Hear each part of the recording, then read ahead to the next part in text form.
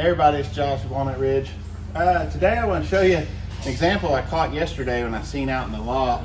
And I wanted to talk a little bit about what could happen if we don't check this, and then a couple things that you can do to make sure that this doesn't happen. But if you look up here, top of this slide out, you can see there's just a tree branch sticking out of it. So obviously what's happened when this slide out was ran in, the tree must have been close to it.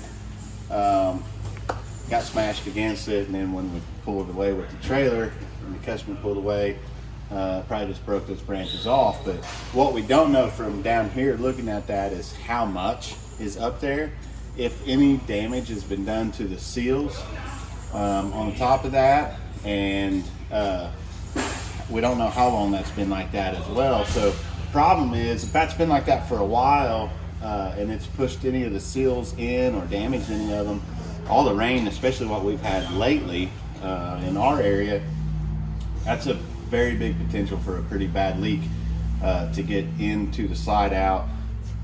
If it hasn't damaged the roof of the slide out, we're okay, but the problem is it's going to run off of that and then down the side and then on the floor. It's going to find places to soak into the floor, and a lot of times on these laminate floors, that's going to be bad news if it starts soaking in water. It's not really any repair you can do to that besides replace the floor. So a couple things. First off, whenever you're closing up, just a simple walk around, just to look up and see. I mean, this one is blatantly obvious. We probably should have seen that there was some tree limbs sticking out of it. So the first thing you want to do is run that back out, make sure, get it cleaned out and didn't damage anything. But walk around the unit, make sure you don't see anything. Whenever you get to, I don't know if you're taking it in for service or if you're taking it to maybe just your storage until your next camping trip, you want to make sure you get that out of there and check for damage. But also, it wouldn't hurt to open it back up, and just in case you get something behind the flange that you didn't see on that slide fascia. It's like 4-inch fascia there. You could have got something back there and you don't see it. So just periodically you're going to want to check that.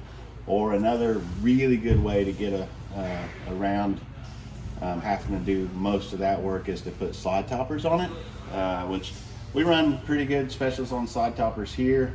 Most units can get slide toppers put on. This one in particular would need a full install. It doesn't have the rail or the brackets or anything, but a lot of the new ones coming out of the factory already are prepped to have them put on, so it makes the installation even that much more simple. But it's a good investment for your slide out, because that's going to help keep that debris off the top of the slide out. When you go to run it in, you wouldn't have that tree limb stuck in there. And then it's also going to actually create a barrier of shade. So in the summertime, it's going to help to keep the trailer cooler inside, because the roofs of these slide outs, they don't really have insulation. They're basically just solid wood, and then you got your panel on the inside. So that extra layer on top of that, creating a shade over the roof, is going to help your air conditioner to keep the thing cool in the summertime as well. So it'd be an all-around good investment for the longevity of the unit, and to help with keeping it cool in the summertime while you're camping. So hopefully this will help you out, and make sure you remember to check your slide outs whenever you close them up. Thanks.